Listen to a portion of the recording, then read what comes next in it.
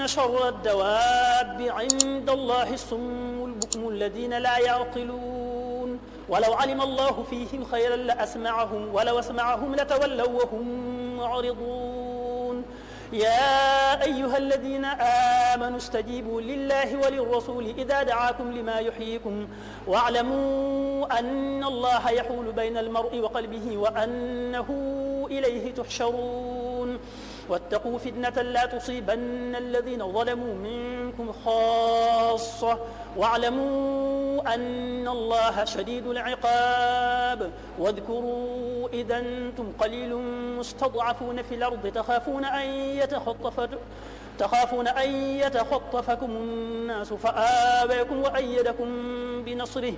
فآويكم وأيدكم بنصره ورزقكم من الطيبات لعلكم تشكرون يا أيها الذين آمنوا لا تخونوا الله والرسول وتخونوا أماناتكم وأنتم تعلمون واعلموا أنما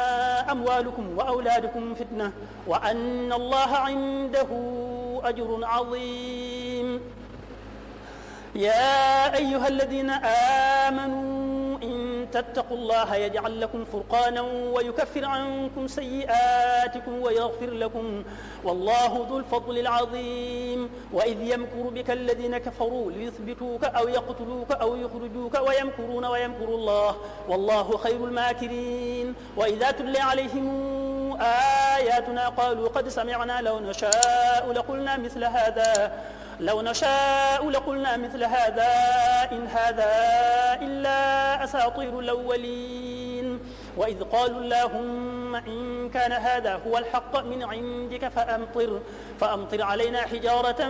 من السماء يويتنا بعذاب أليم وما كان الله ليعذبهم وأنت فيهم وما كان الله معذبهم وهم يستغفرون وما لهم ألا يعذبهم الله وهم يصدون عن المسجد الحرام وما كانوا أولياءه إن أولياؤه إلا المتقون ولكن أكثرهم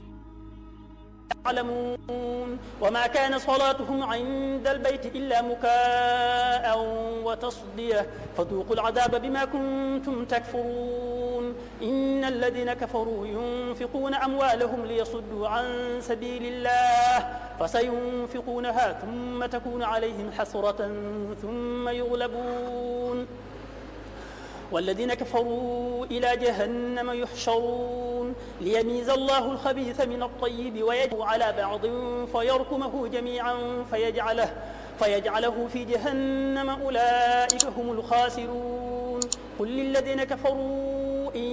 ينتهوا يغفر لهم ما قد سلف وإن